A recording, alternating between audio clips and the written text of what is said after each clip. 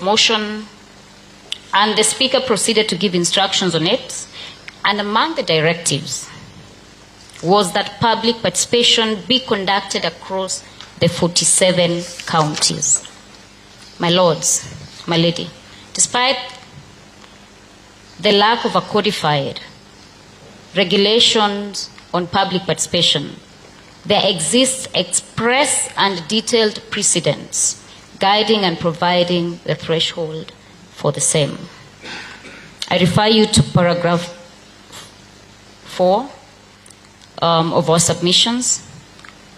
On 2nd October, a notice appeared on the Daily Nation, page 14 and 15, detailing an intended public participation exercise on 4th October 2024 at selective venues.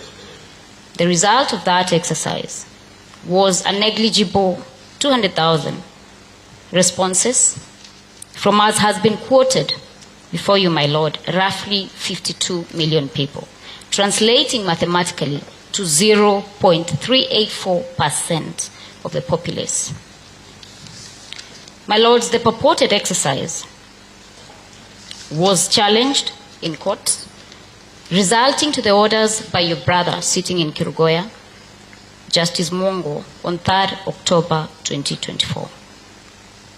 The orders by your brother established a binding legal standard against which all subsequent public participation ought to have been weighed against. The same was served upon the National Assembly. In context, that order was not varied, it was not set aside, it was not appealed at all times material to this petition. The National Assembly, therefore, had a binding duty to comply with the court order by your brother to the letter, as even the house that makes laws is not absolved of obeying them. My lords, my lady, allow me to refer you to paragraph 20 of our submissions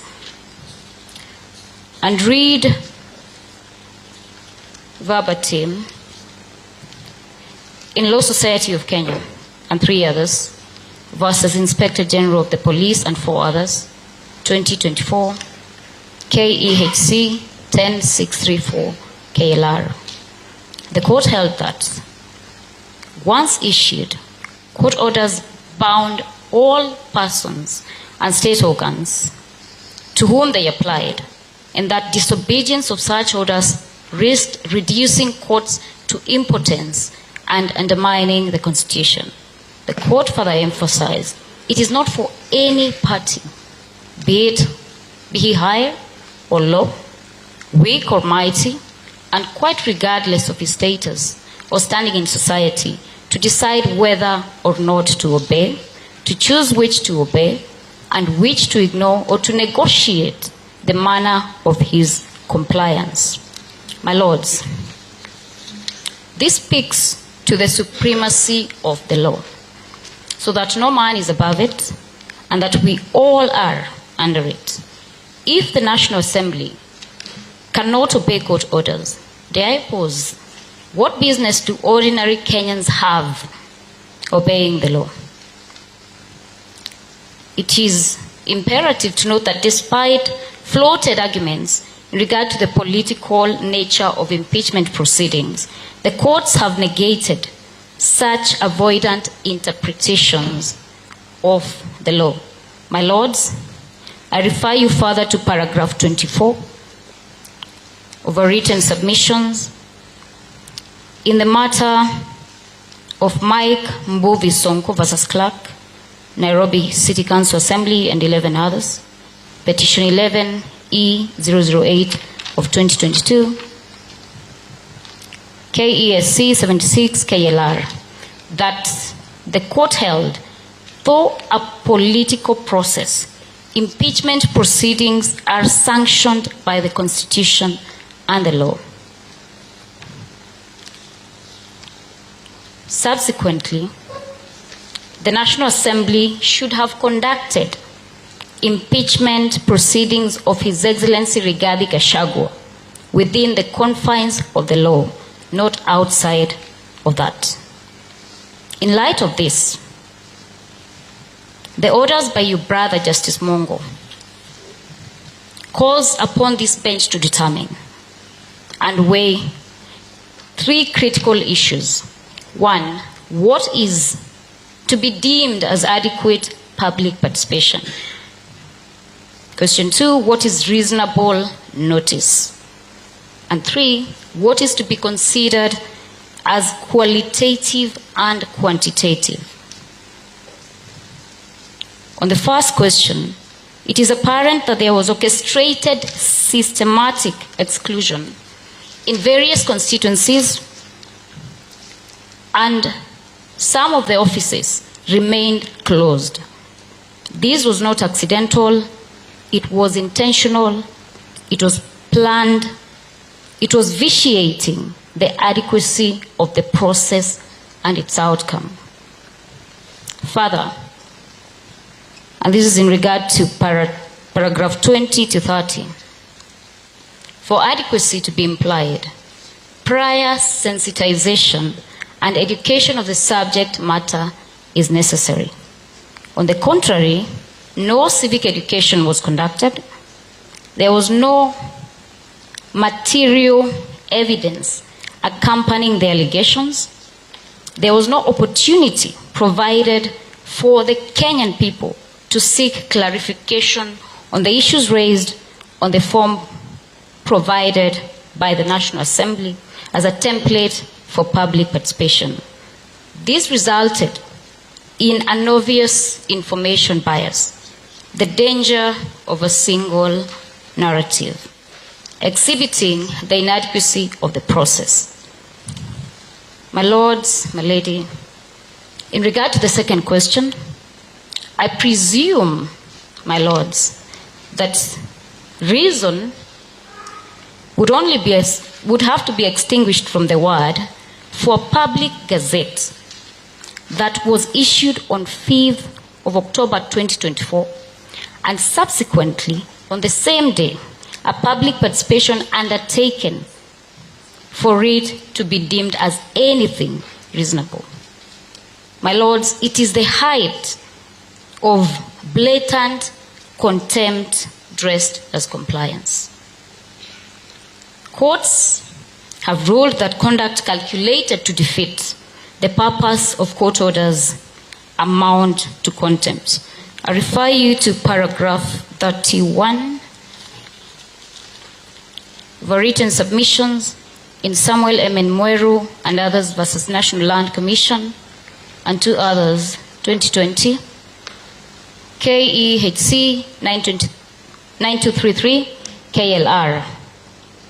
The High Court stated that contempt proceedings vindicate the broader public interest in obedience to its orders, since disregard sullies the authority of the courts and detracts from the law.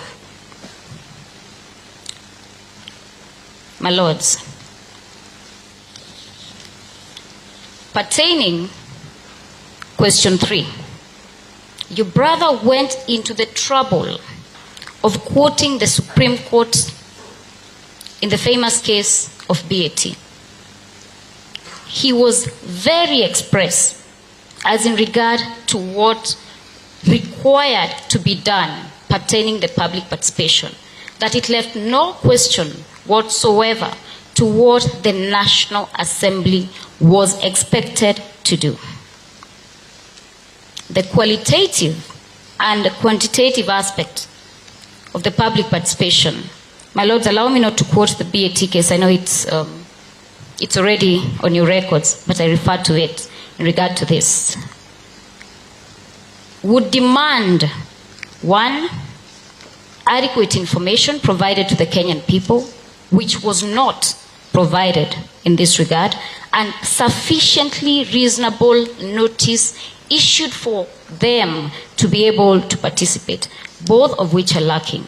It is therefore my submission that on the test of the 3, the purported public participation carried out by the National Assembly falls short of anything that can be deemed qualitative, quantitative, reasonable, and adequate. The National Assembly, my lords, cannot use Order 64.2 of the Standing Orders against constitutional protection of Article 10 and 118 of the Constitution of Kenya. Article 2.4 is express as to the supremacy of the Constitution in light of any other law or any other provision that is deemed to be contrary to the same. Allow me to refer you to paragraph 96 of our written submissions.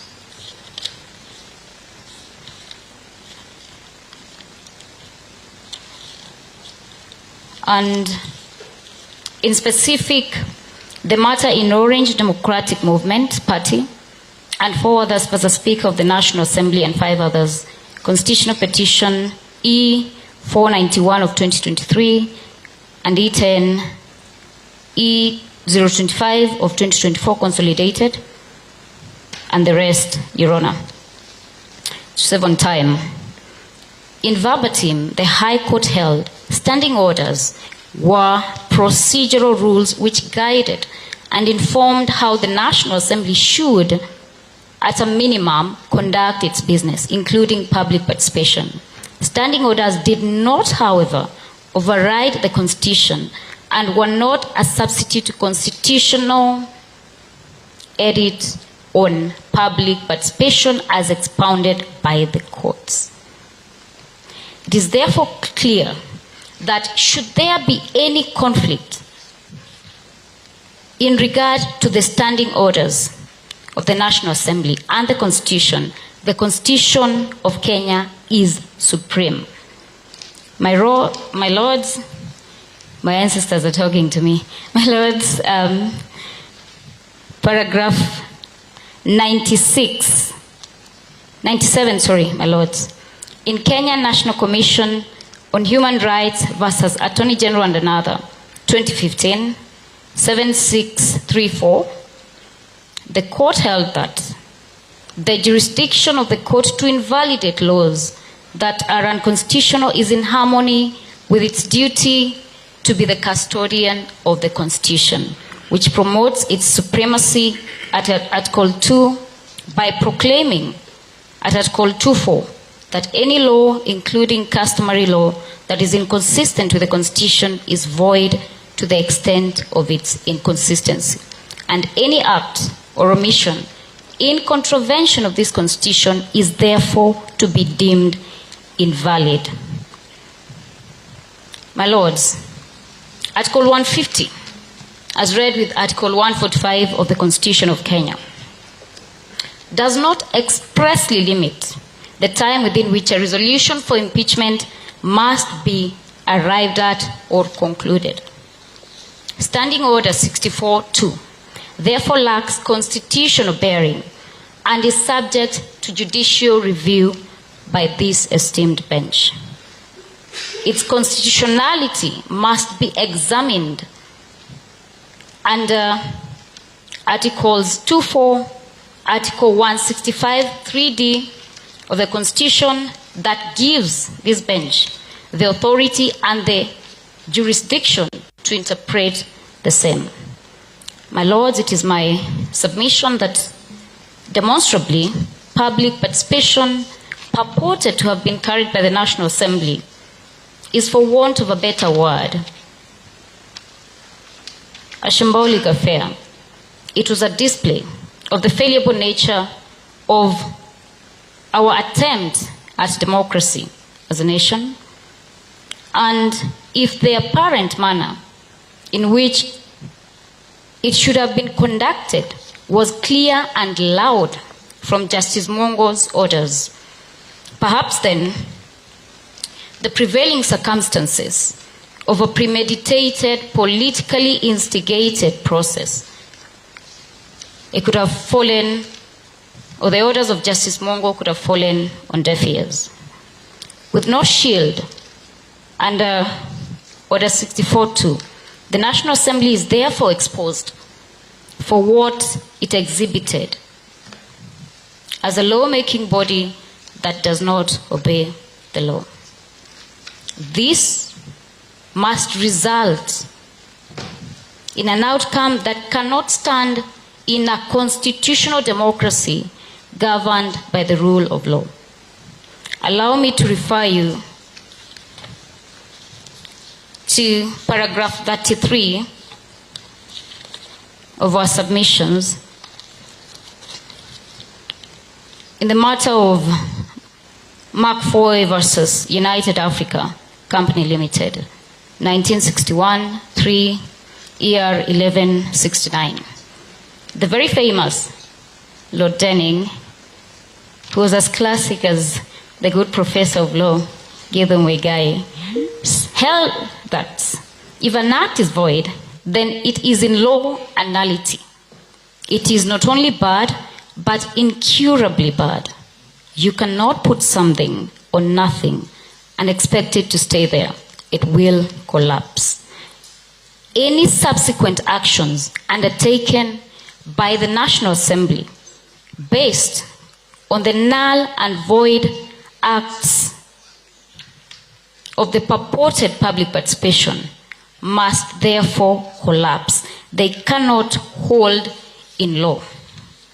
Blatant disobedience of the court orders must be rendered null and void ab initio. My lords, my lady, I think I've kept my time. As the Latin maxim goes,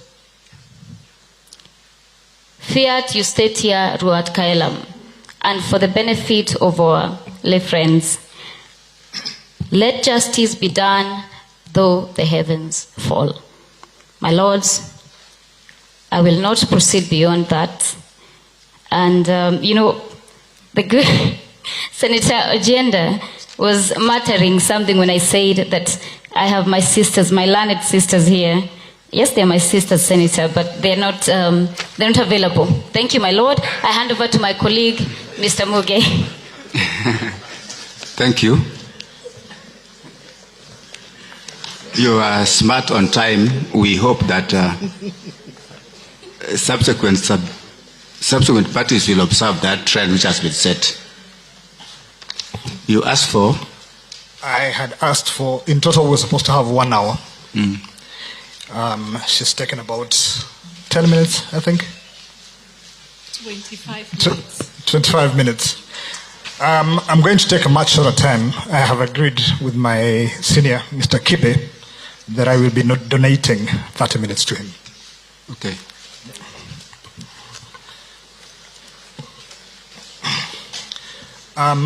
So, my lords and my lady, I proceed after my learned colleague, Ms. Minor, and I am in the unfortunate situation where the gravamen of our petition was public participation, and my lords, my colleagues before me have covered this subject quite deeply.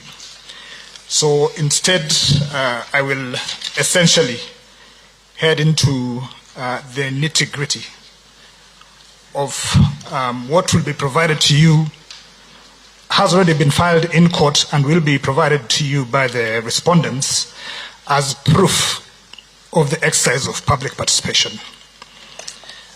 My lords, as I considered these submissions, I was reminded of a phrase, rather a prayer, from my alma mater, Lenana School. And the prayer says, my lords and my lady, sieve the trash, dear Lord, we ask, for nihil praeter optimum. Nothing but the best.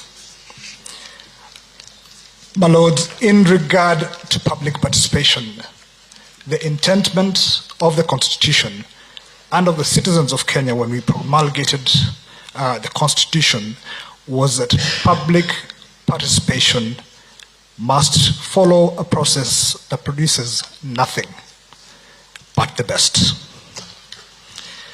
My lords, in that respect, there is a concept in computer science called GIGO. Essentially what it says is rubbish in, garbage out, GIGO. Also termed as RIRO, rubbish in, rubbish out.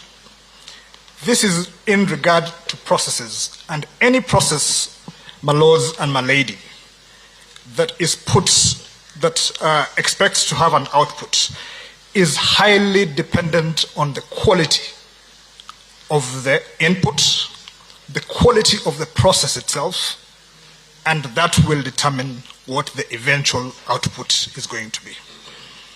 So, my lords, keeping in mind this concept, GIGO, and the expectation pronounced and enunciated in BAT, I will not repeat all these authorities that have been placed before you. The components enunciated in BAT, I would like to now, my lords, walk through each of the documents that will be placed before you.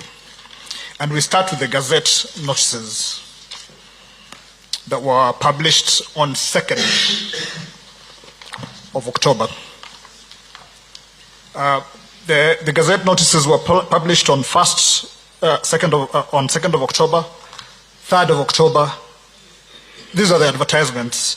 2nd of October, 3rd of October, 4th of October, and finally on 5th of October. My lords, this will be, you will find this in the affidavits, in the annexures to the affidavits of Mr. James Njoroge for the second, Mr. Samuel Njoroge for the 2nd and 7th respondents. Now, the first advertisement that was placed on 2nd of October,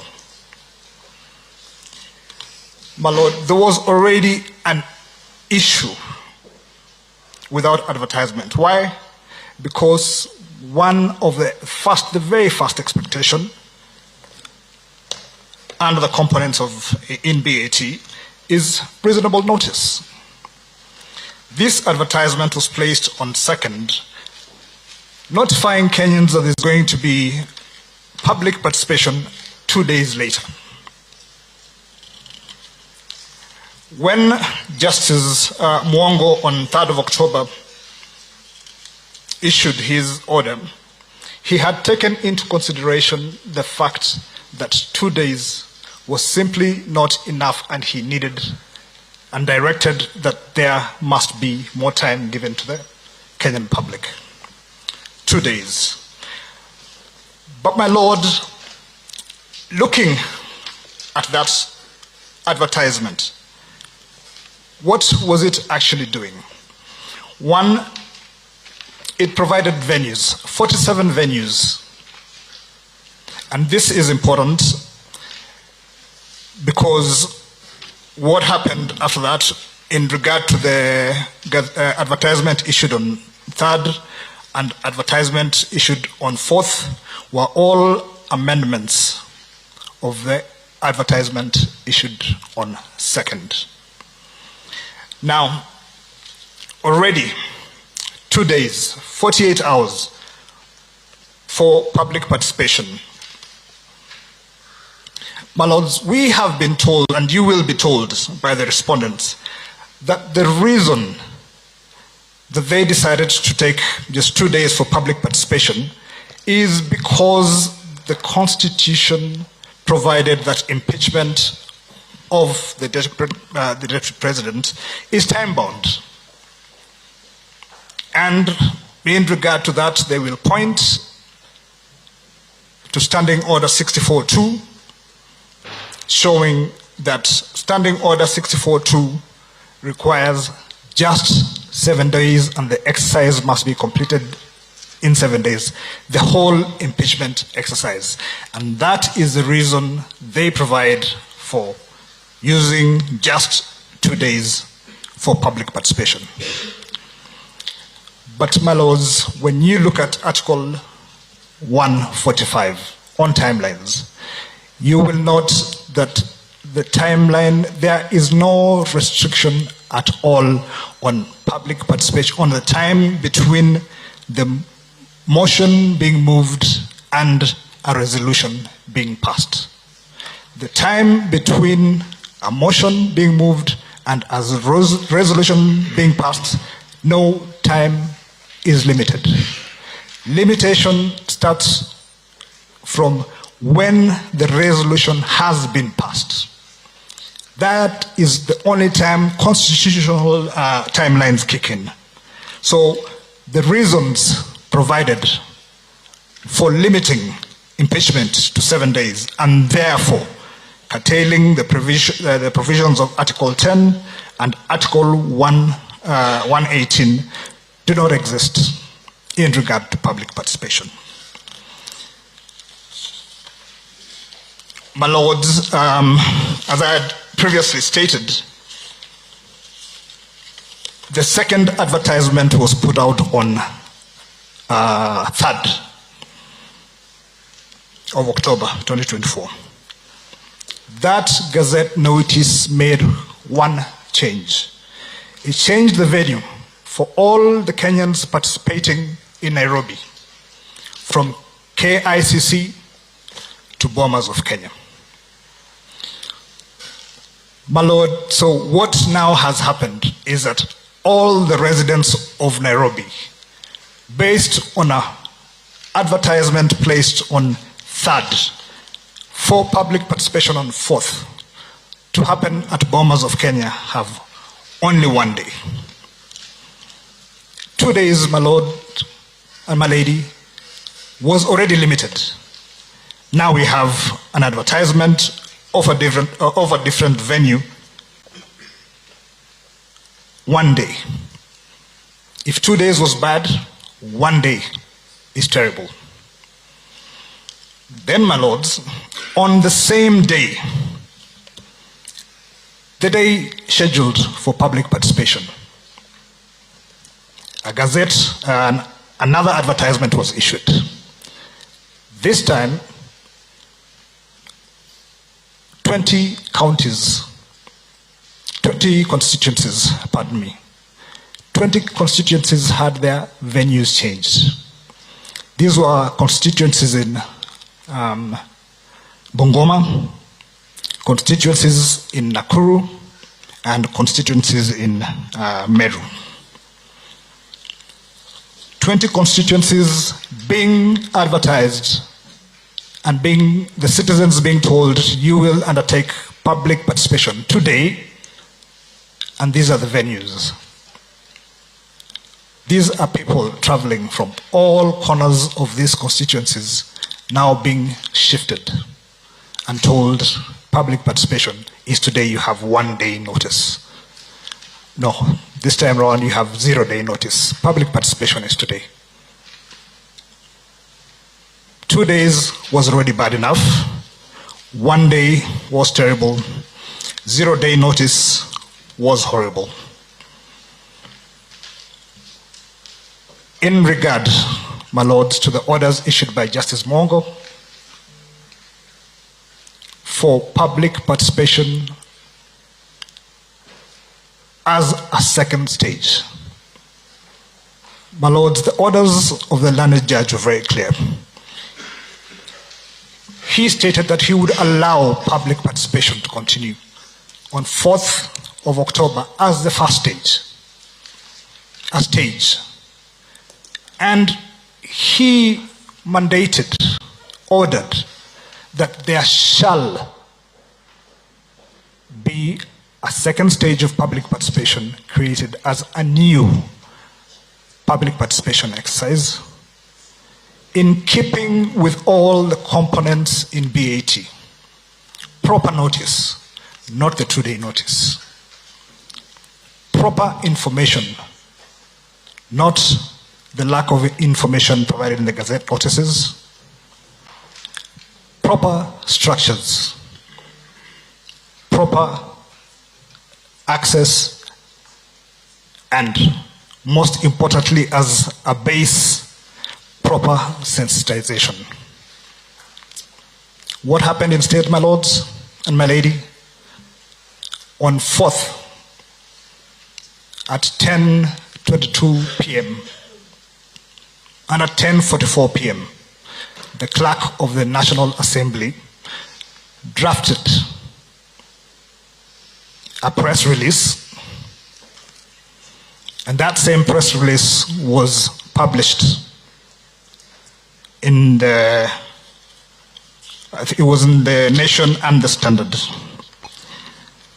That press release, my lords and my lady, was for extension, my lord, of the first stage, not a new stage. If you look at the affidavit of Jen Jeremiah, that would be in JNM2.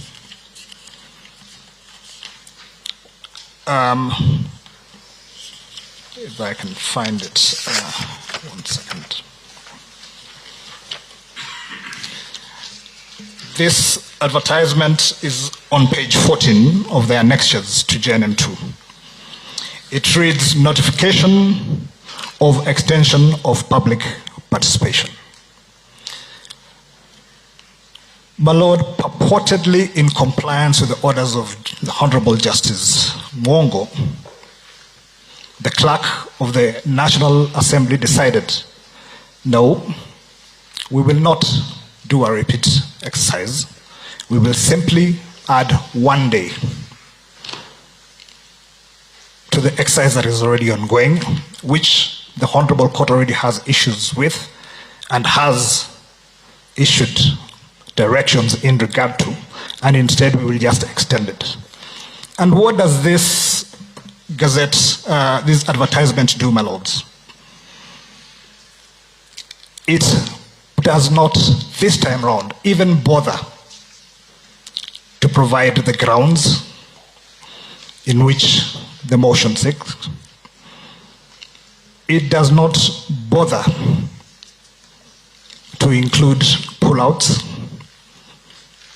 It does not bother to make any attempt to provide any information, and simply makes the assumption that anybody that this advertisement is directed at will know what to do. It does not provide any venues and simply states there will be public participation at the constituency level. In the first, second, and third advertisements, there were 47 venues for the counties, specific venues. For example, Tononoka Social Hall for Mombasa, Kwale Cultural Center. They were very specific. But for the 290 constituencies, absolutely nothing. My lords, to compound the problem, the clerk and the National Assembly were clear in their minds that what would be required by the public in regard to sensitization and information should be provided. So what do? At the bottom of the advertisement, they provide a link to what they call the template. It is a link, and this is to the template. But at the bottom, in regard to the notice of motion, any evidence, and all the documents that they rely on, they provide at paragraph 5 of that advertisement that copies, and I'll read verbatim, copies of the special motion stating the grounds for removal and particulars of the allegations, together with the relevant documents, may be downloaded from the Parliament website. That is all. Telling Kenyans that you are invited to participate in this impeachment process, the evidence that you need to look at, the grounds that you need to look at, all the information that you require is on some website. We know that you will need this information, but you go look for it yourselves. It does not say that we will provide the information for you at the venues, and no proof has been filed in court to show that at any of the venues where public participation took place, were the notice of motion and all documents pertaining and all particulars ever provided at the venues. That, my lord, is the failure of the Gazette notice itself. Then, my lords, if we look at the pullouts,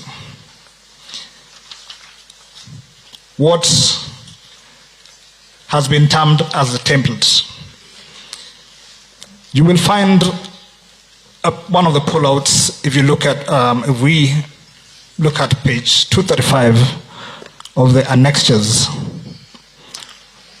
filed on behalf of the second and seventh respondents, again in the affidavit of Mr. Njoroge.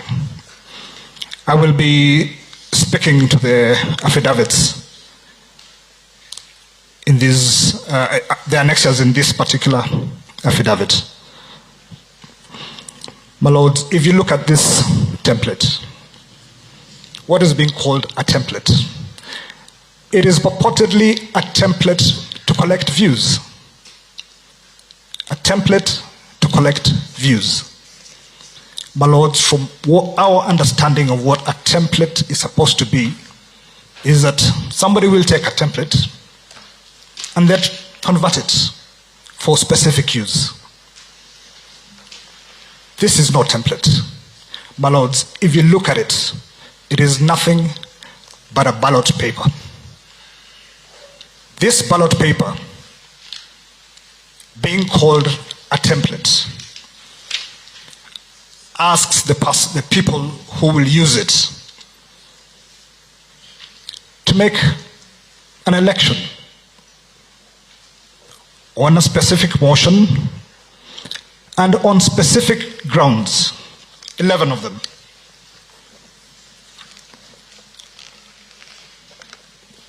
Paragraph 6 of this ballot, my lords, asks, what are your views on the motion? And tick, what is your vote? It is not a view. Do you support? Do you not support? And other, specify. This is a ballot question. It is not a view. Each of the 7 grounds provided from paragraph number 7 does exactly the same thing for each of the grounds. For the grounds themselves, no information is provided that could help my grandmother in Kimorol village, Nandi County, to understand what gross violation of Article 10(2)(a) is. It is an absolute impossibility. If she was to make that tick, it would not be based on any information. Why? She was never sensitized. She would not understand what she is taking in this ballot. And we will keep insisting that it is a ballot. My lords and my lady, and it is important that we note, at the end of this ballot paper is a date, and that date is important because there was a purported public participation exercise on 4th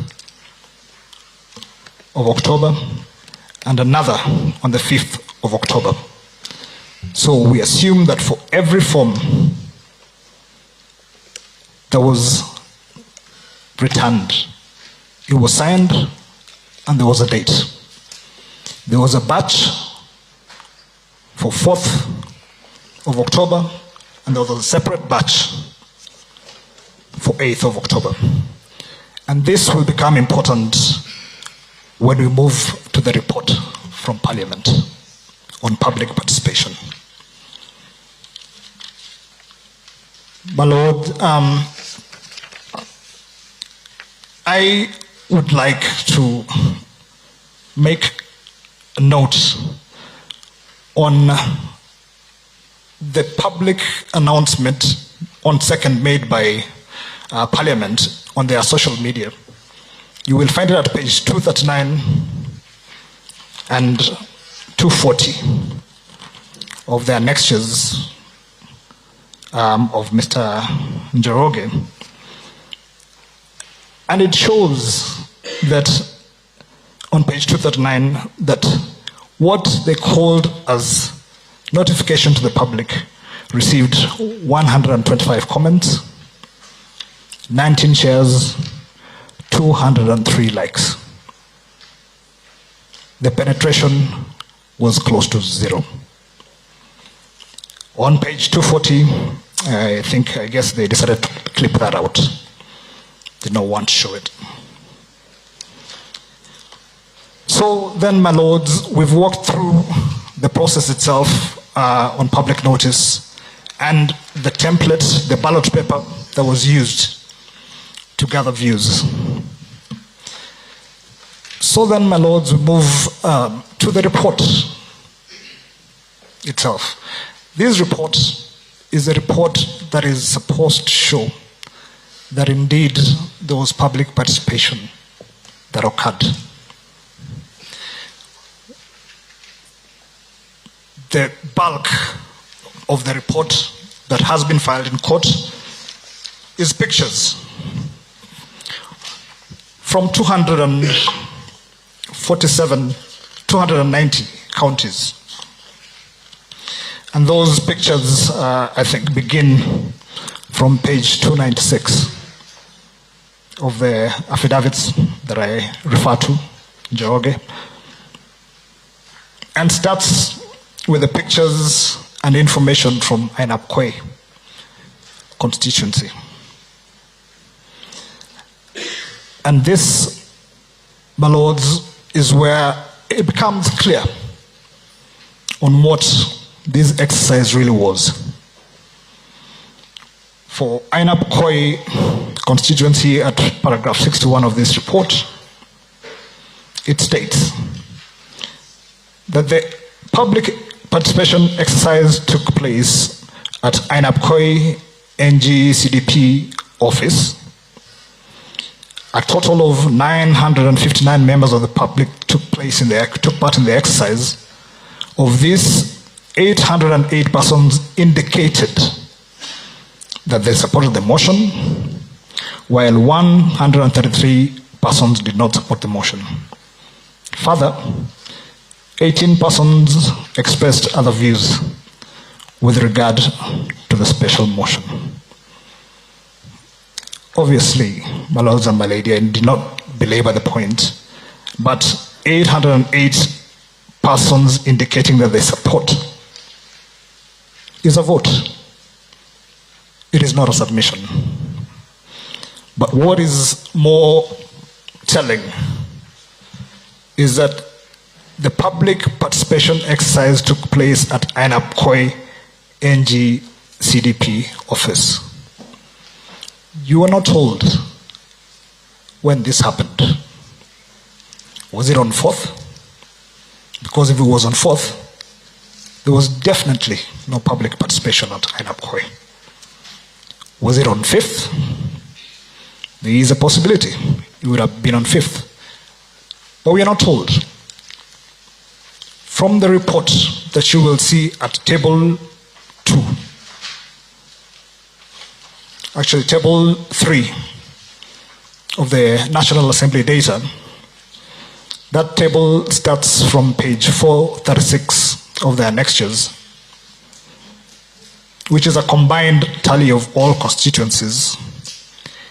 You hear absolutely nothing about views collected at KICC, views collected at Bomas of Kenya, views collected in any of the 47 venues. All you will read is from number 1, Ainapkoi constituency, 970. Ainamoy, 756. On and on until the very last one, with the total being shown here. None of them tell you when these views were collected. And this is the only evidence placed before you to show that public participation took place. A table that is unverifiable. A table that is unreliable. And my lords, this unreliability is deeper than just these numbers shown on this table. There were 11 grounds. You have not been told or shown how many people supported ground 1. Gross violation of Article 10, 2A, B. Of the people that supported the motion, if they actually understood what they were doing, how many people supported ground 1? That information is not provided. We say because the information is not available. If it was, it would be before you. People supported ground 2 on Article 147. How many people supported any of the 11 grounds? My lords, you're not told this. Yet this is supposed to be the result of public participation in an impeachment process, and all you have received is ballot numbers. A count. No views at all. You are not told that in Ainapkoi we had discussion and were submissions, and 1 or 2 people or none stood up and said something. Absolutely nothing. My lords, those pictures that you will see show absolutely nothing but an election in makeshift ballot offices. My lord, if you look at page of the report again, going back to the report, and this should, page 286 of the report, consider this statement made at paragraph 58, page 286. It reads, and I need to repeat this, read this verbatim. At the close of the period for public participation as extended, a total of 38,065 submissions were received. And at A, via email, 7,106 submissions were made.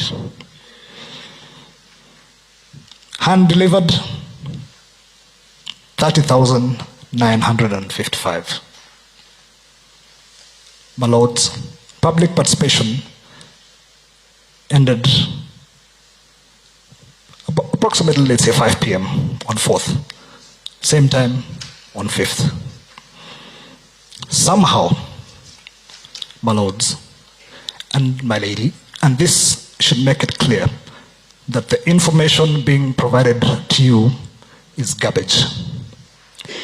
30,000 Kenyans somehow walked into the National Assembly to deliver submissions to the clerk. My lords, even if each of these 30,000 Kenyans took 1 minute, just 1 minute, that would be 30 30,000 minutes. That is how long it would take. 30,000 minutes. Even with multiple clerks handling, it would be a total of 7 days to process that kind of bulk input. The only inference that can be drawn from these numbers, 30,955, it is fiction, as the rest of the tables are absolute fiction. My lords, from those numbers, from that information, it is clear that all we had was a count, a ballot, and unverifiable at that. So what is supposed to have happened with this information, if indeed it was public participation and should have been considered by the National Assembly? I will direct you, my lords, to the Hansard, which is from page 1078. That's the Hansard starting in the morning at 9:15 a.m. for the morning session, and from page 1137 to starting at 2:30 p.m. My lords, I've made a summary, because this is approximately 160 pages, and I'm sure you will not want me to walk through each of those pages. So instead,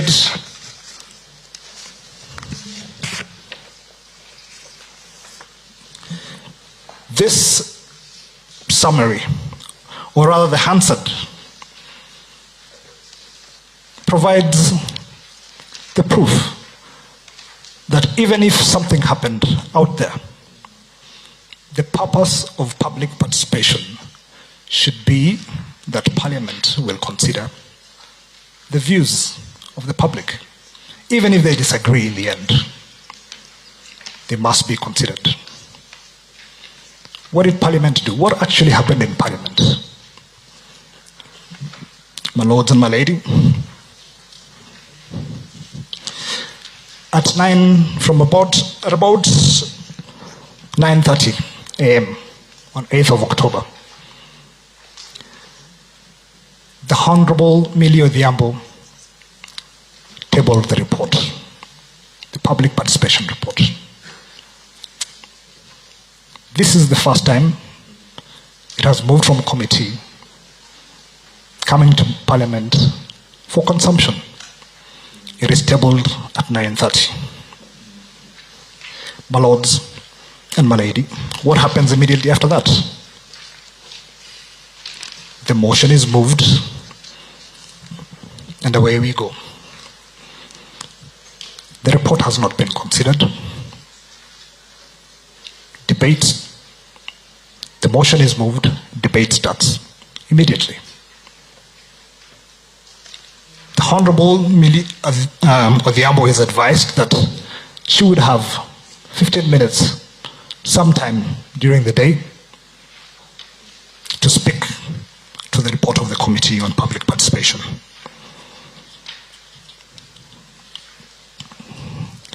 By the time she gets to speak to that report, 21 members of Parliament have already spoken without having had anything. In the afternoon, all the other members of Parliament, the honourable members, participate, and in total, the participation from them is 66 members speak, either in support or in opposition. And as you can see, the petitioner is at number 58 of that graph, and she opposes. But the damning evidence from this summary, and the whole Hansard, my lord and my lady, is that of all 66 members that participate, all 66. Only 9 members mention public participation or the views from their constituents. A whole day. Not any mention of the views from Mombasa County, from Kakamega County. Nothing. And the reason being, and it is rather obvious, that report sat on the table of Parliament with nobody touching it. Nobody looked at it. Nobody knew what its contents were. They had absolutely no opportunity to participate with it. My lords, I would like to leave it there. But in the end, if there ever was this exercise is a dead ringer for the concept of GIGO. Garbage in, garbage out. My colleague, Mr. Nderitu, will handle the prayers.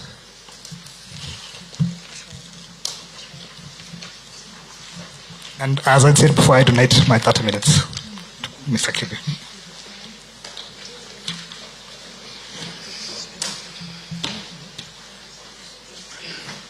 You took 40 minutes. How much time will you take? Just 2 minutes, my lord. 2? Yes. Oh, proceed. Or even less.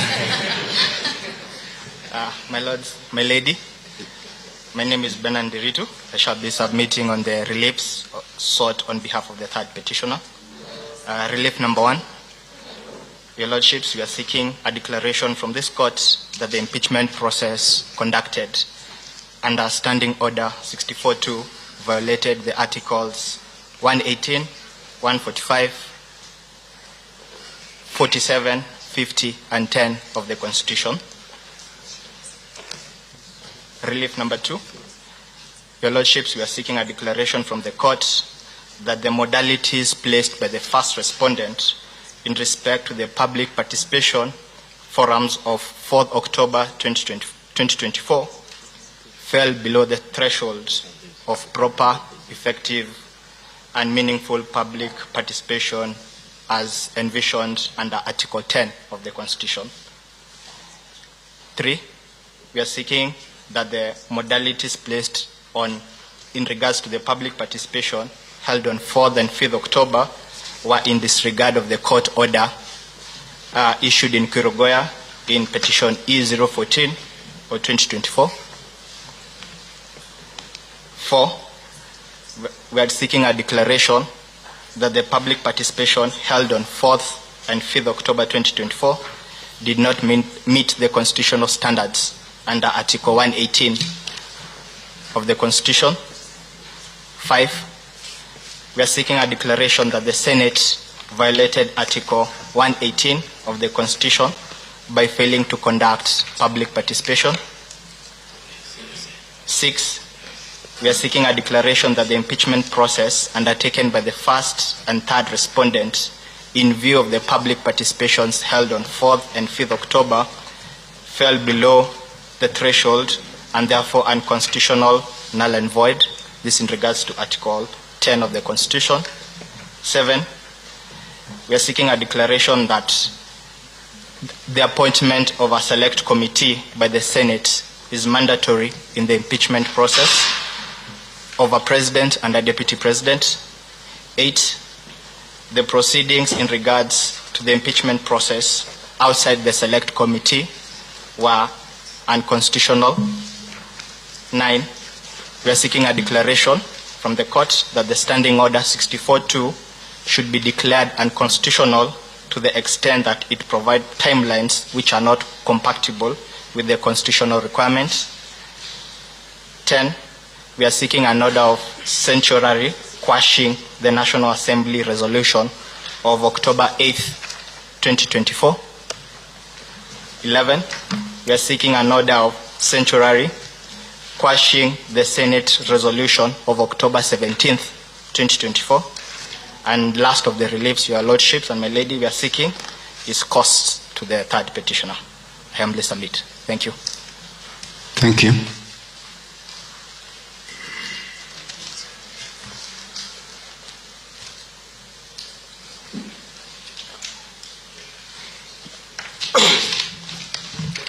My lords and my lady, if it pleases you again, my name is Wamboi, Shadrach Wamboi. I appear on behalf of the 9th petitioner. My lord, what is before you is our amended petition, dated the 28th day of October 2024. It is supported by an affidavit sworn by Ms. Dorcas Mwai, dated the 29th day of October 2024. My lord, further to that, and in support of my arguments or our arguments, we have filed submissions and a list of authorities, both dated the 27th day of April 2026. And my lords and my lady, on our part, we will wholly seek to rely on our written submissions and the factual matrix that has been set by the deponent of the affidavit sworn in support of the amended petition. My lords and my lady, if you permit me, just briefly to highlight. My lord, the 9th petitioner being a public benefit organization,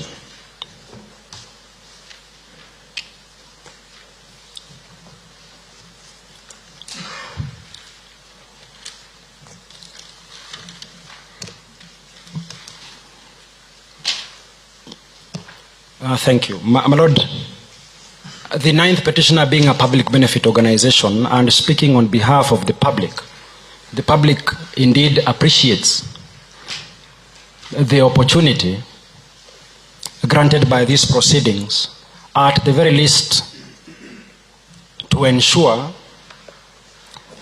that the impeachment process that was conducted leading to the removal from office of the first petitioner, His Excellency Rigathi Gachagua, from office, is one that is solely and not a political process, but is one that is a sui generis constitutional process that primarily is legal, though characterized by politics. Away from the political characteristic of an impeachment process, my lords, our duty as the 9th petitioner is to persuade you to making a finding that the process, as we witnessed on the 9th day of October 2024, together with the events of the 17th day of October 2024, leading to a resolution of the Senate to have the Deputy President, the former Deputy President, impeached from office, was done in haste, was done contra-constitutional. And my lord, as I shall demonstrate, the Senate, in our very humble view, appears to have walked over the very provisions of Article 145 of the Constitution. My lord, my arguments will be split into two. Firstly, I will wish to draw the attention of the court to the Hansard proceedings of the 9th day of October in an attempt to demonstrate to the court that the facts provoking the petition before court are not in dispute. Having had an opportunity of considering whether the motion for the removal of the Deputy President will be considered at the plenary or by an 11-member committee, opted in their wisdom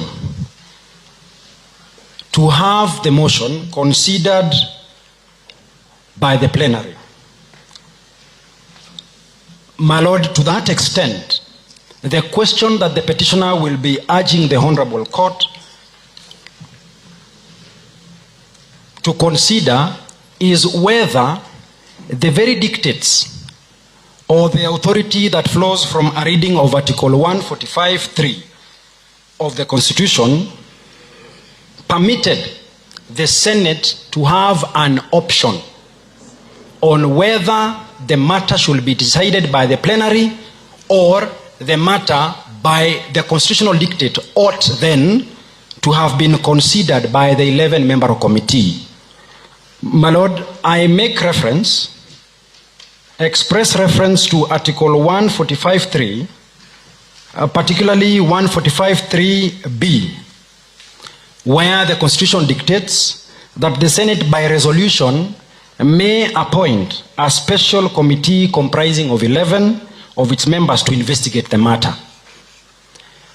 My Lord, while the word may be interpreted to mean that the Senate had the discretion of opting to have the matter deliberated by the plenary or by the 11-member of committee, the position that we humbly hold with respect, my lady and my lords, is that regardless of the word may, the Constitution so demanded that the Senate proceed to have the matter heard and determined by a select committee or a special committee of 11 as opposed to having the matter decided in the plenary.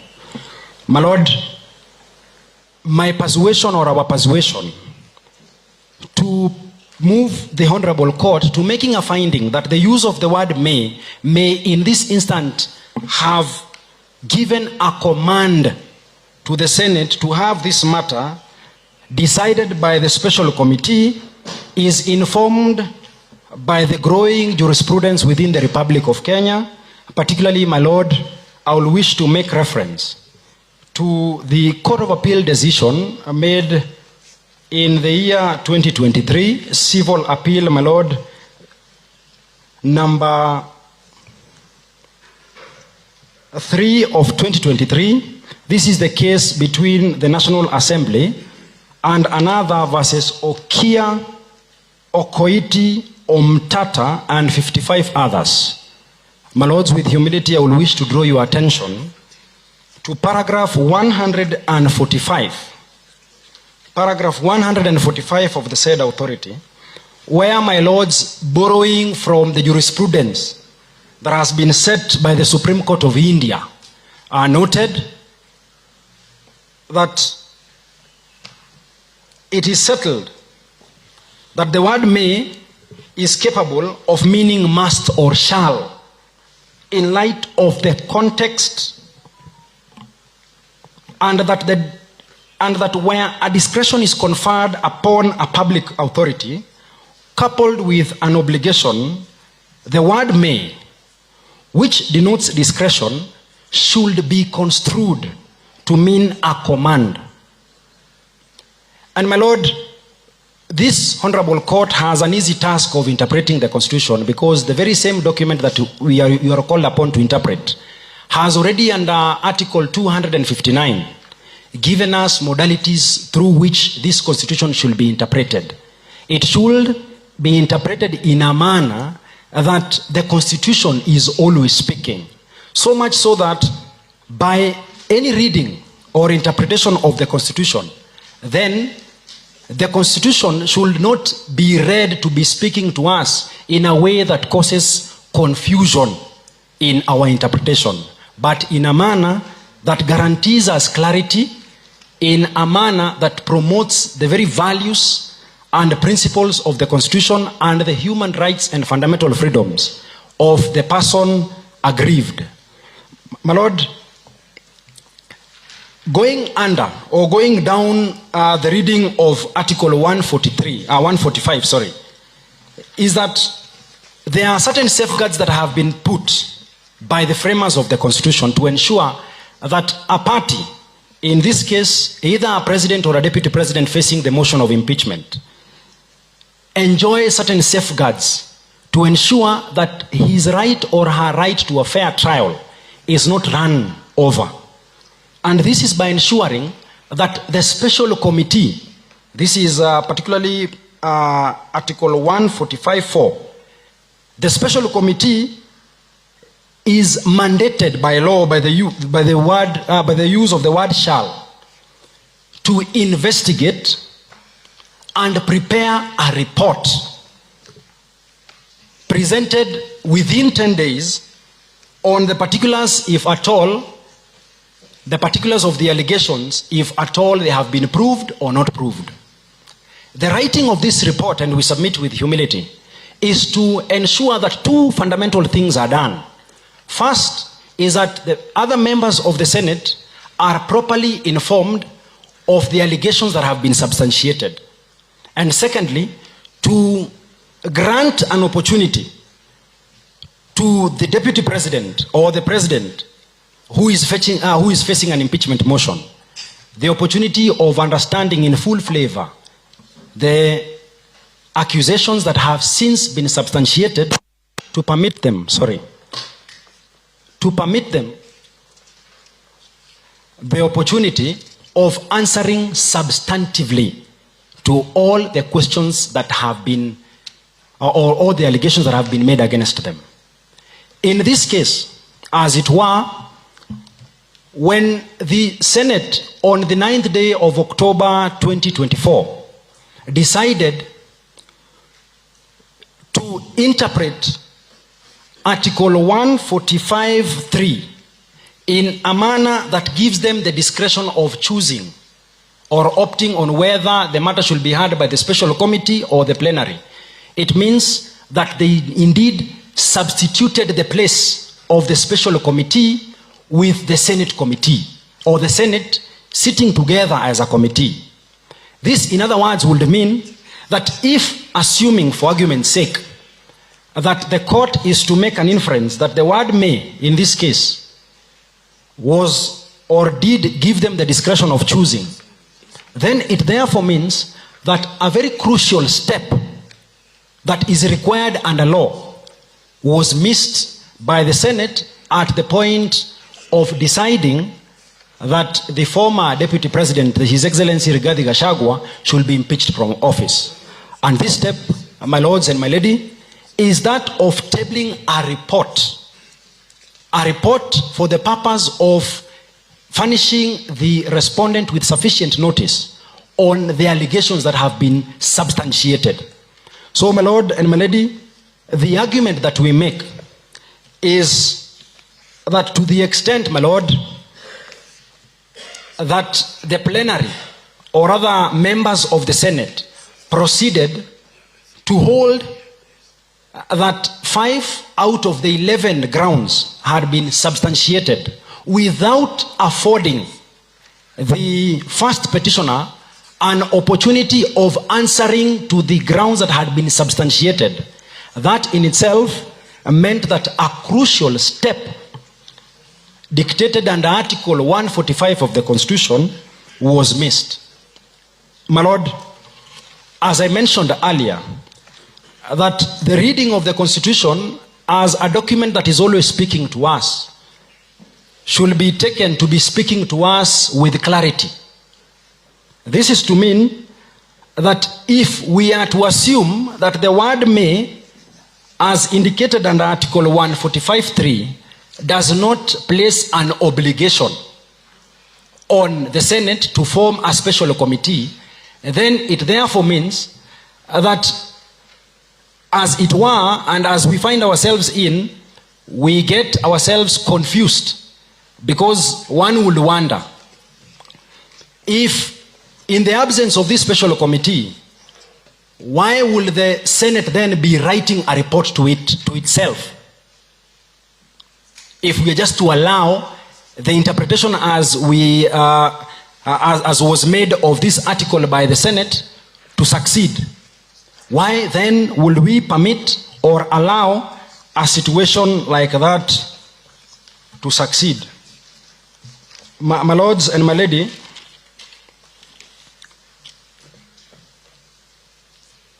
your brothers and sister at the Court of Appeal, over and above borrowing the jurisprudence of from the Supreme Court of India, had the following to say, and they noted that the court, as this court is called upon, has a duty to examine the scheme of the Constitution, the purpose and the object underlying the provision, and with emphasis, my lords and my lady, the consequences likely to ensue if the provision is interpreted one way or the other. So that, my lord, as you retire to the privacy of your chambers to write a reasoned judgment on this issue, we pray with humility that you return a finding that indeed, for the sake of posterity, it is indeed incumbent on the Senate under Article 145(3) to, by law, establish, when invited, a special committee to consider whether the allegations made by the National Assembly or the mover of the motion by the National Assembly, in this case, the Honorable Mutuse, was, number one, investigated, number two, whether there was substance in the motion for the removal of the first petitioner before the Honorable Court. So, my lords, without saying much, I will yield the floor to my colleague, Ms. Waithera, to also highlight a few issues that I may have missed out. That is all from me, my lords and my lady. Thank you. Thank you.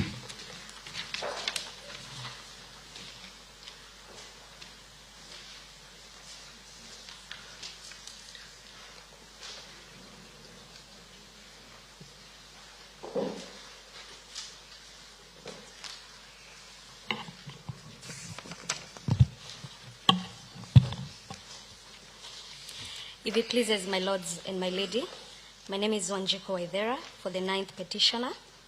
I will take over from where my senior and colleague has left out. My lords and my lady, Article 259 of the Constitution is the bedrock of constitutional interpretation, and it requires that the Constitution shall be interpreted in a manner that promotes its purpose, values, principles, and advances the rule of law and human rights and fundamental freedoms of the Bill of Rights. Further, it shall permit the development of the law and contribute to good governance. My lords and my lady, relying on the Court of Appeal decision of the Attorney General versus the Law Society of Kenya, 2019, the court emphasized that the principles of that in interpreting the Constitution, we have to look at the holistic interpretation of the Constitution, such that the various chapters and articles of the Constitution are read as one document and not as disjointed sections where each provision is destroying the other. Further, the court noted that all provisions have to ultimately be in harmonious symphony. The Supreme Court, in the decision of the Kenya National Commission on Human Rights 2014 EKLR, defined the meaning of what holistic interpretation of the Constitution is. And the court noted that the Constitution has to be taken in context. It is the contextual analysis of the Constitution, reading it alongside and against other provisions, so as to maintain a rational explication of the Constitution, meaning that the history of the articles has to be taken into consideration.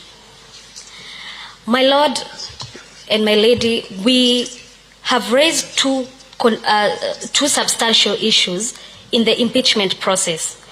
And the first one is whether the nomination of the deputy president can be legally finalized or approved in absence of a fully constituted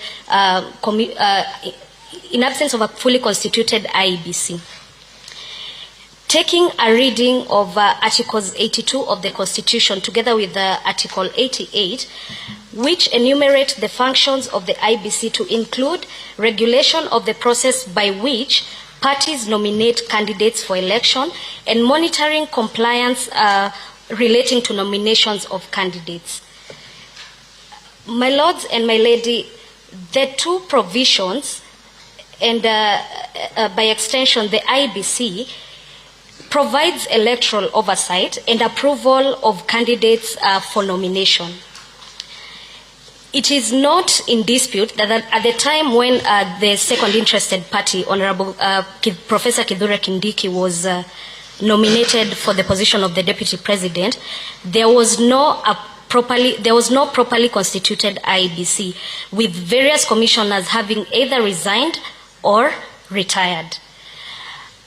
The Supreme Court recently, in the decision of IBC versus AG, an advisory opinion 2025, sought to draw a clear distinction on what the administrative roles of the Secretariat and constitution mandate of the IBC ought to be.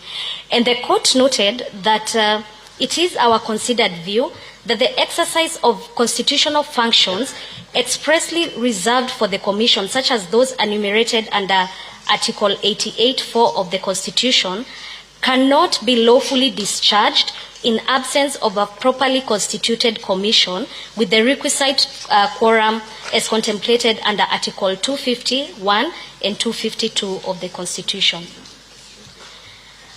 My lords and my ladies, it is our humble submission that the nomination of the second interested party ran afoul the provisions of Article 88 as read with the 82 of the Constitution.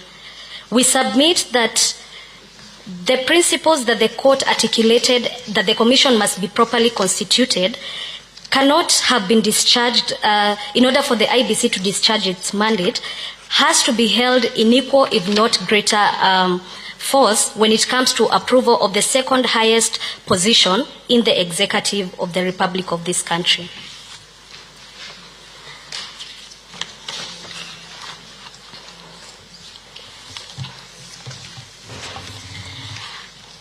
My lords and my ladies, the second issue that I seek to persuade you is whether the nomination of the second interested party, while serving as a cabinet secretary, violated provisions under Article 148 as read together with Article 137 of the Constitution. It is not in doubt that at the time of nomination and even approval of his role as to take over the role of the Deputy President, Honorable Professor Kithure Kindiki was serving the people of the Republic of Kenya as a Cabinet Secretary for Interior. My Lord, by its definition, a state officer under Article 260 of the Constitution includes persons holding the position of Cabinet Secretary.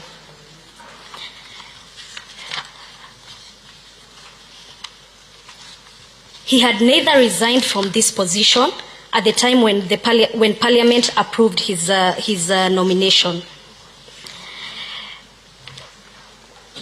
My Lord, Article 149 of the Constitution cannot be read in isolation.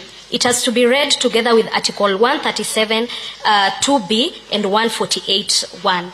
And the only exception that the Constitution provides for persons who can be nominated for the presidential position are people who are already serving as a president, a deputy president, or a member of public. None of these positions, the second interested party was not serving any of these positions. And therefore, we humbly submit that a person who already holds a position of cabinet secretary at a time of nomination as a deputy president does not satisfy the constitutional qualification set out in Article 137 2B as applied through 148. And therefore, the nomination of the Honorable Professor Kithure Kindiki runs averse the said provisions. My lords and my ladies, via our petition, that is petition number 565 of 2024, we had sought the following reliefs. The first one is a declaration be and is hereby issued that the rights and fundamental freedoms of the first petitioner, including his rights and freedoms under Article 25C, 50, 27, 47, and 145 were grossly violated by the third respondent on the 17th day of October by declining to allow him an opportunity to adjourn and be heard during the sitting of his removal by way of impeachment. The second relief we have sought is that a declaration be and is hereby issued that the decision by the third respondent to have the first petitioner removed from office by way of impeachment to the extent that it was done in gross violation of Article 25, 50, 27, 47, and 145 5 is unconstitutional and null ab initio. A declaration that subsequent replacement of the first petitioner to the office of the Deputy President was also unconstitutional. We've also sought a judicial review of order of certiorari to bring to this court for purposes of quashing the Gazette notice by the third respondent dated the 17th of October, communicating the removal from office of the Deputy President of the Deputy President by way of impeachment. A judicial review of certiorari does hereby issue to bring to this court for purpose of quashing the decision of nominating Professor Kithure Kindiki as the Deputy President of the Republic of Kenya for failing to meet the qualification under Article 137 2B and 3 of the Constitution. In the alternative to that fifth prayer, we have sought that the Honorable Court does make a declaration that the appointment of the Deputy President to fill vacancy arising from the removal of the first petitioner from office pursuant to Article 149 of the Constitution must be read together with Articles 82 and 88 of the Constitution to give the IEBC its constitutional mandate of approving the name of the nominee as proposed under Article 149 of the Constitution. We have also sought a declaration be made that the approval of Professor Kindiki or any other person as the Deputy President of the Republic of Kenya is subject to Articles 82, 88, and 137 of the Constitution. We've equally sought cost of this petition. My lords and my ladies, I have refrained from regurgitating what fellow counsels for the petitioners highlighted in respect to the impeachment processes and the violations that we witnessed therein, including public participation and the violation of the right to be heard by the first petitioner. All those are contained in our submissions. That is all, my lords and my ladies. Thank you.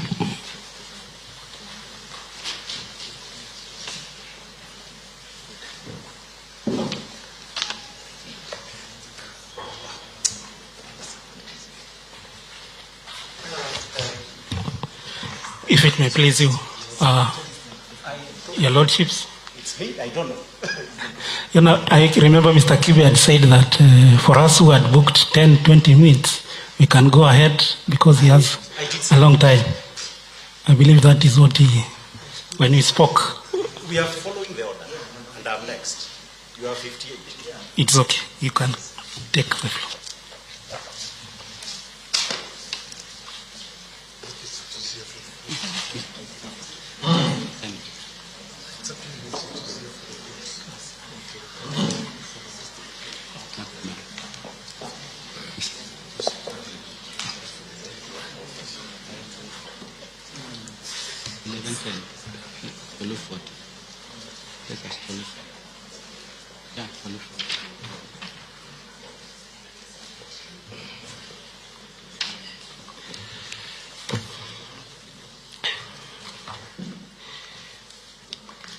If it may please, my lords and my lady,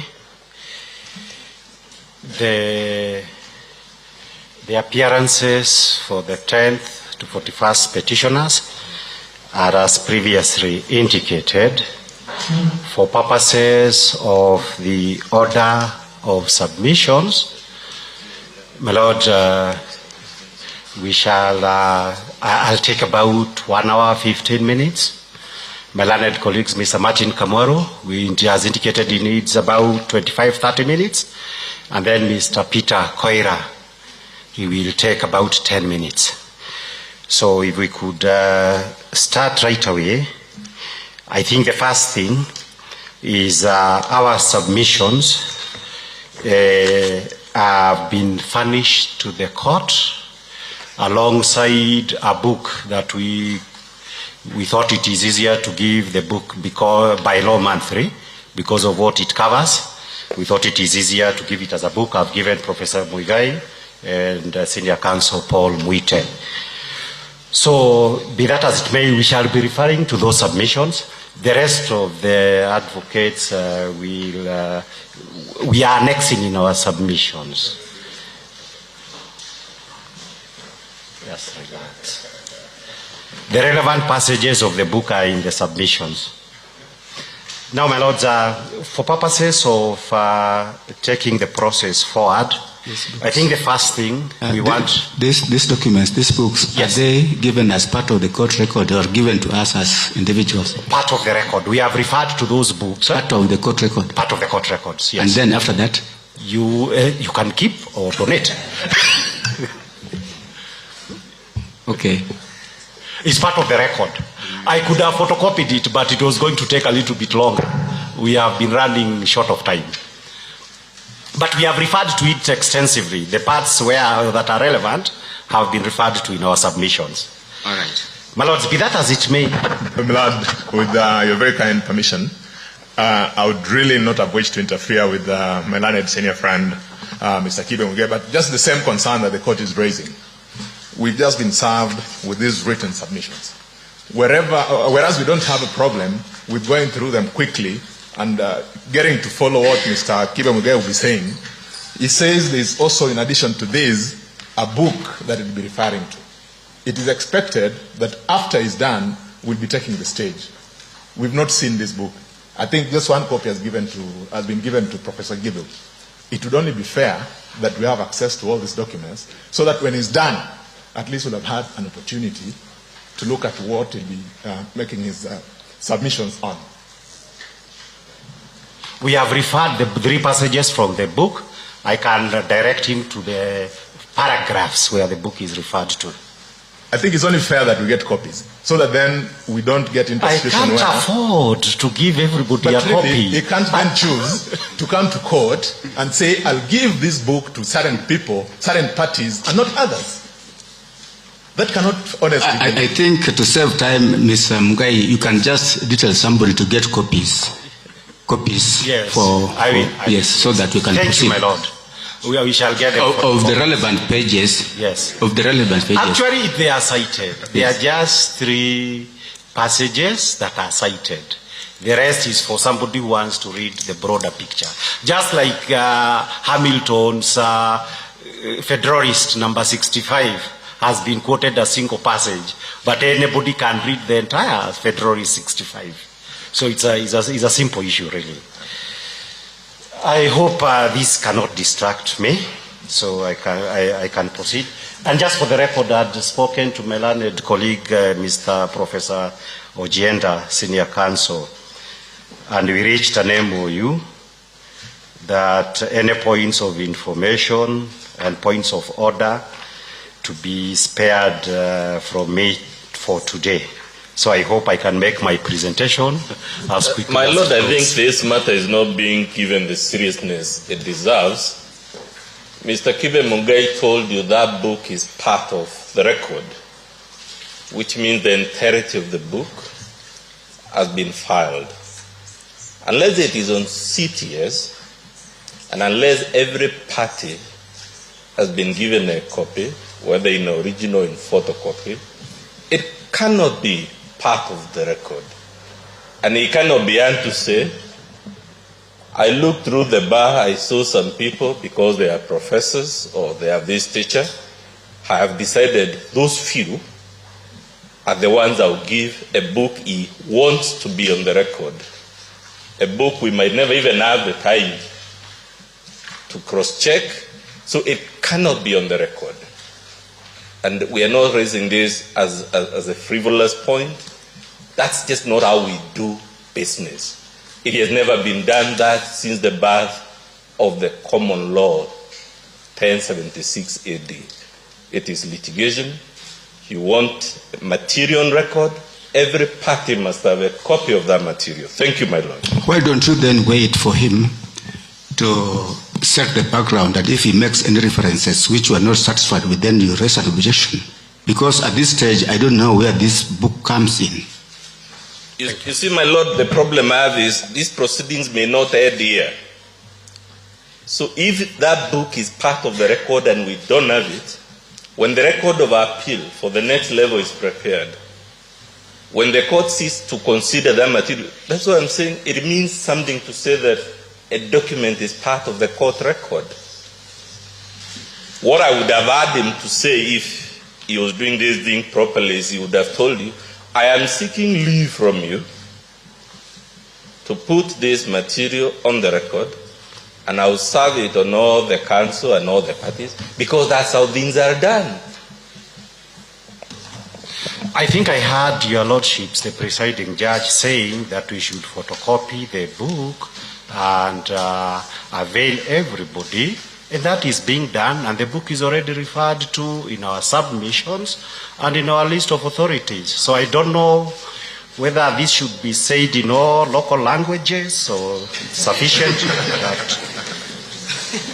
that one is enough, because you have already given a direction.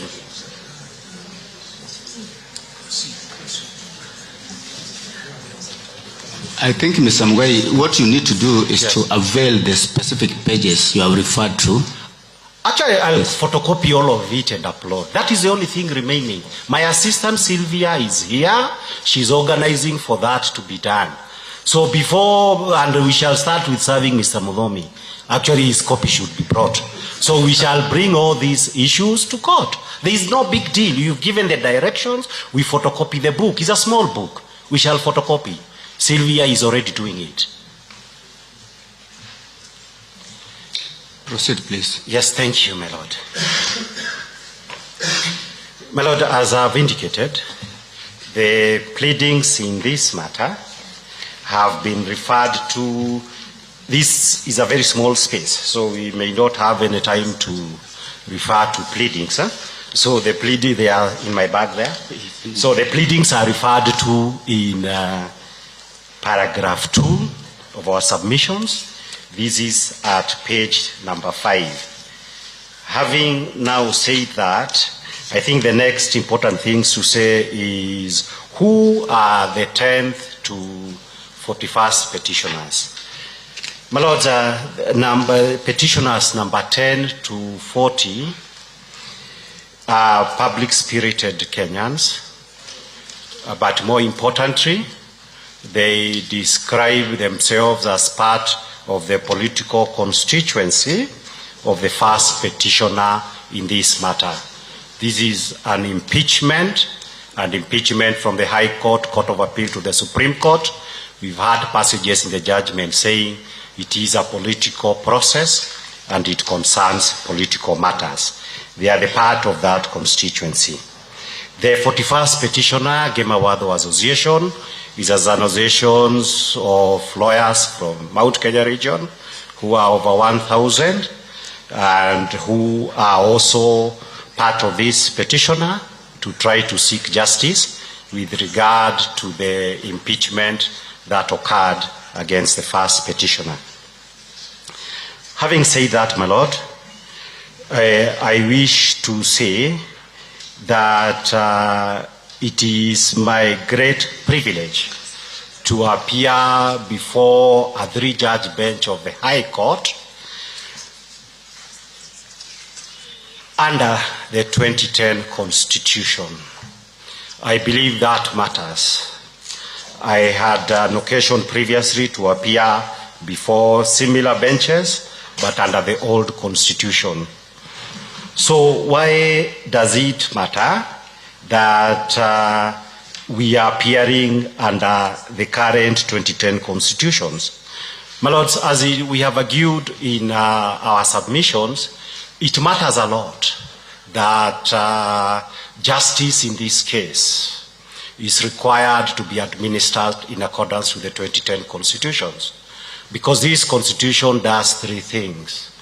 These constitutions makes the fundamental Bill of Rights as a fundamental issue of justice, including rights like the right to fair hearing, issues like torture, that are absolutely protected by the constitutions. Number two, it matters because, unlike the previous constitutions, it gives an elaborate framework in which all the arms of governments are supposed to be held accountable and to operate in a manner that is in conformity with Kenya's status as a constitutional democracy. We have set out what a constitutional democracy is and what it pertains, and what justice in a constitutional democracy ought to be. And issue number three is that we appear to this court with a lot of privilege for the simple reason that the Constitution says that the courts, and in particular, I dare say, the High Court, is a guardian of the Constitution. So to the extent, therefore, that it is the petitioner's case that the proceedings before you were carried out in such a manner that constitute violations of constitutional democracy in Kenya, and under rules applied in a manner that makes a mockery of why in the first place we have a new constitution, then we shall be expecting that this honorable court will ensure that the constitutions of Kenya is not in any manner whatsoever violated, because there were very good reasons why we have that constitution in the first place. A while back, I believe this is 1996, I remember because I was a pupil at Kamau Kuria and Keraito Advocates, Firoz Noroji argued an article, very good, giving 10 reasons why we needed a new constitution. I will mention three for purposes of these proceedings. He said, one, because we had ended up having an imperial presidency in Kenya and an authoritarian leader, contrary to the wishes that were understood that would prevail. Number two, he said that Parliament had ceased to represent the people of Kenya and had become sycophantic, and the people of Kenya in political matters and in public affairs had no political representation whatsoever by Parliament. But more importantly, my lords, he said that there was the failure of the courts, and this was the failure of the courts to endure that justice was administered in accordance with the rules of civilized democracies. This failure of the courts is an important one. And where did the courts fail? I think when I'm talking about the High Court, it is important that this point is made very clear.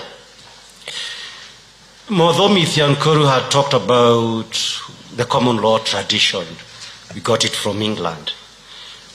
What happens and what we got from England is a notion of having a High Court under the adversary justice system, fair system of justice, administering impartial justice based on law and evidence, and the applications of them to specific circumstances. In England, my lords, I believe most of you are aware of that, the full title of the High Court is a High Court of Justice. It is regrettable ours is just called the High Court. Probably it should also go by the full name, the High Court of Justice of Kenya. Why does that matter? It matters from our history, my lords, for the simple reason that when we said, and when, for example, Firoz Noroji wrote about the need for a new constitutions because the courts had failed Kenyans, who failed? My lord, justice in any country and justice in the context of our constitutions can only fail if it fails in the High Court. If justice does not fail in the High Court, you are more likely to have a viable constitutional democracy. It doesn't really matter what happens before the appellate courts. The Court of Appeal, the Supreme Court. Those are appellate courts. They decide justice on the basis of what the High Court has decided.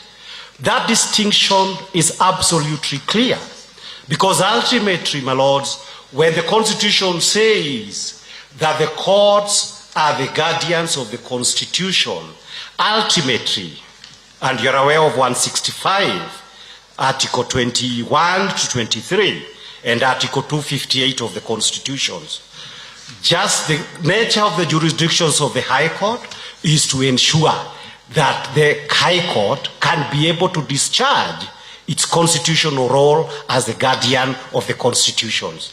Everybody else, all the other courts on top, decides based on what the court has, the High Court has interpreted its mandate to be. And it is on that opening basis that I would want to impress and persuade your lordships that for this very important matter, justice cannot afford to fail before the High Court. My lords, I believe the law reports would confirm that I have been involved in numerous matters of constitutional importance. This is one of the 5th in my book that I believe is the 5 most important cases in this country heard by the High Court. It is important I mention them. In the year 2013, we had the High Court decision in the ICC eligibility case against President Uhuru Kenyatta and President Ruto. That was in 2013. It decided matters that are absolutely important, as we shall be coming to refer to you, and set the stage of ensuring how high voltage political matters ought to be adjudicated upon. Number 2, my lord, we had the famous Maina Kiai case. Everybody in Kenya, including lay people, know about Maina Kiai. Sovereignty of the people is exercised as the polling stations. And we had subsequently the BBI case. We all know the significance of the BBI. The basic structure is an important part of our constitutions. Then, my lord, we had the High Court decisions that would go up to the Supreme Court concerning the budget for the 2023-2024 financial years. Those decisions, for better or for worse, are critically important for purposes of jurisprudence of the Kenyan High Court as a guardian of the constitutions. This is the 5th most important case in my book as far as jurisprudence is concerned in the High Court. And my lord, as it were, just like I stand here today, probably I should have started by saying, you stand on the basis that there could have been another 500 or so constitutional lawyers who could have had the privilege to try to argue these important matters for you. So we are speaking to some extent for the legal profession. The same goes to your lordships. You are representative of the judiciary. How does this matter pan out in the Kenyan judiciary? In this very important high voltage political matter. My lord, having said that, it is our submission that in dealing with this particular issue and in dealing with the special jurisdictions of the High Court, I believe we have dealt with that matter in several places where we shall be coming to. And mentioning this matter about the significance of this, I believe this was last year, sometime in September 2025. I read in the platform, I believe, on Nairobi Law Monthly, one of them, I have attached that speech by the Honorable the Chief Justice. She said, we have no time to quote, but there is a quotation in our submissions. She said that in marking the 15th anniversary of the 2010 constitutions, it is important that it must remain a living document, that it is important that it must retain its connections to the people, and it must serve the purposes for which it was intended to serve. Those purposes that it was intended to serve are well known and we have said something about them. What is of crucial importance, therefore, is to say this, that, and this is, I have Githunguri versus Attorney General in mind, that in adjudication of justice in this matter, justice must be dispensed in a manner that would make sense to ordinary people. Because it is only by making sense to ordinary people that the Constitution will retain its relevance, its importance, and serve its purpose and value to the people. In paragraph 12 of our submissions, that appears at page 8 to page 19, we have given a summary of what the petition originally filed as 570 is concerned about. And those 5 issues, number one, that we have highlighted to summarize what will be coming before you, is that the impeachment proceedings, in the view of my clients, was triggered by a political fallout between him and the 6th respondent. The 6th respondent is His Excellency, President William Samoei Ruto, as opposed to genuine existence of any grounds set out in Article 151B of the Constitution. And the petitioner's case will be that the impeachment against him was part of a conspiracy to use it as a tool for political management and resolutions of political disputes. Issue number 2 is that we shall be arguing that the proceedings before the National Assembly and the Senate were conducted in violations of the substantive and procedural provisions set out and envisaged in the Constitution and the standing orders in the respective Houses of Parliament. Number 3 is that the 6th respondent's nomination of the second interested party as Deputy President and subsequent approval by the National Assembly is null and void and should be set aside. 4, that the impeachment of the first petitioner violates the political rights of the 10th to 41st petitioners, and it constitutes an affront on the presidential succession rules, and constitutes a premeditated subversion of constitutional democracy in Kenya, and it constitutes an attendant scheme to re-establish the imperial presidency. My Lord, on this important subject, we have referred, in our paragraph 13 of our submissions, we have cited a speech made by then Prime Minister Raila Odinga upon the promulgation of the 2010, sometime in August 2010.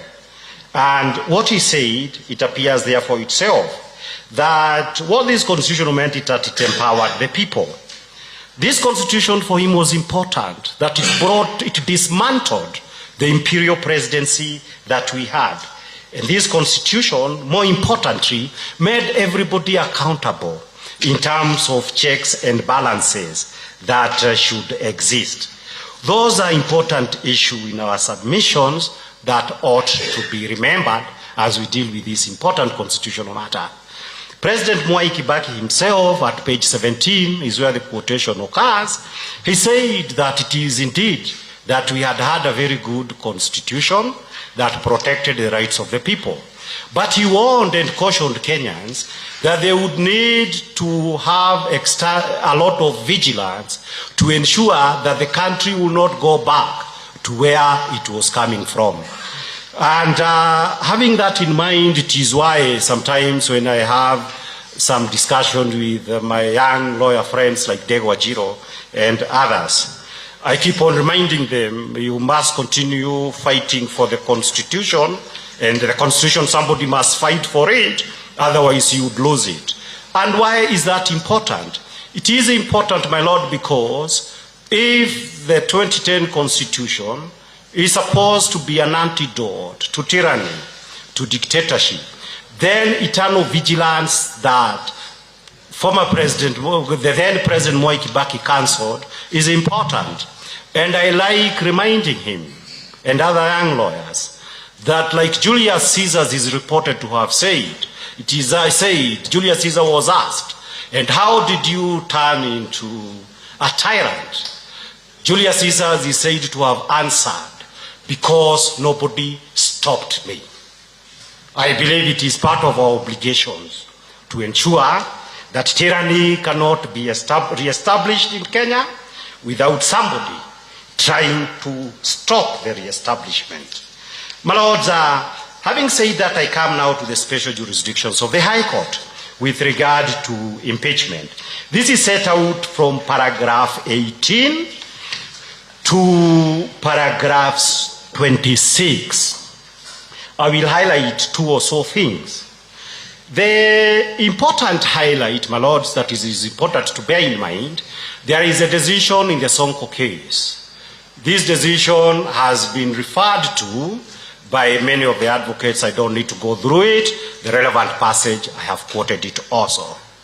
But the critical issue that the High Court, the Supreme Court said, is that it is very important that the rights of the people and the procedure that is adopted during impeachment proceedings are subjected to review by the High Court. It is the High Court that reviews. It is the High Court that protects fundamental rights. Everybody else decides whether the High Court did its job or otherwise. What does this mean? What this means in practical and in a technical sense, and our constitutions, is that Article 48 of the Constitution and Articles 27, the right to protection of law and the right to fair hearing, and Article 50 of the Constitutions.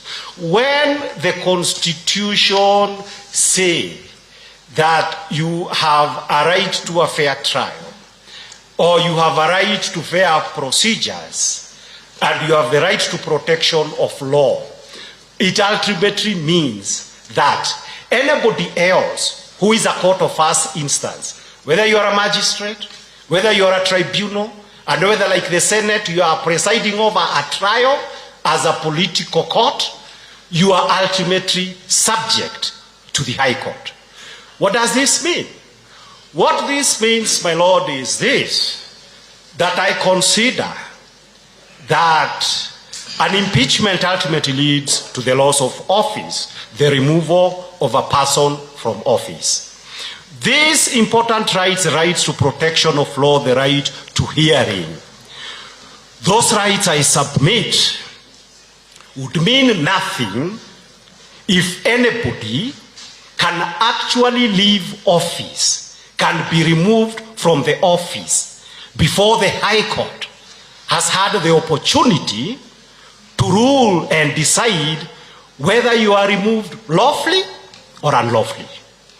And to the best of my knowledge, the High Court, in all the matters concerning governors, I don't know whether there are exceptions, but all the matters that I am aware, I cannot remember whether there is any governor who was replaced before the High Court had a say on reviewing and determining whether the removal was fair or was in accordance with the law.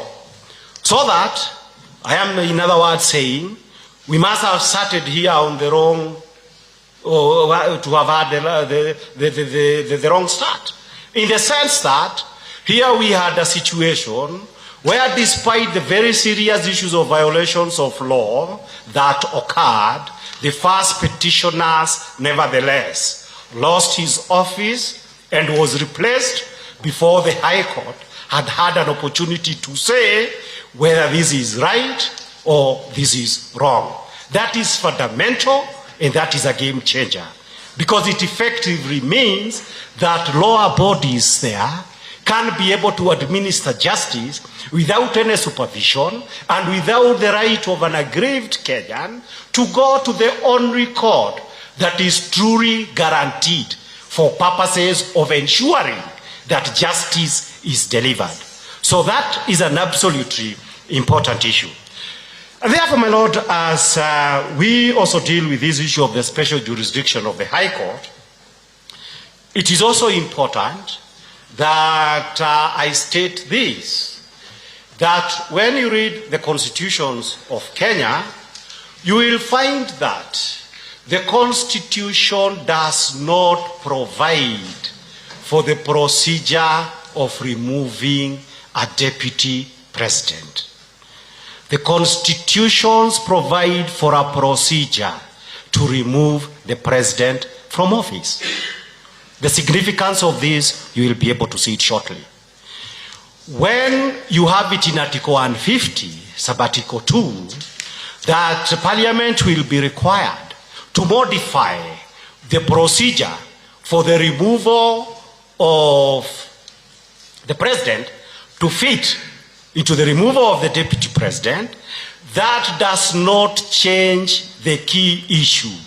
The key issue is that when you talk about Article 145, you are really talking, and which is the substantive procedure, that we are really talking about the president, not the deputy president.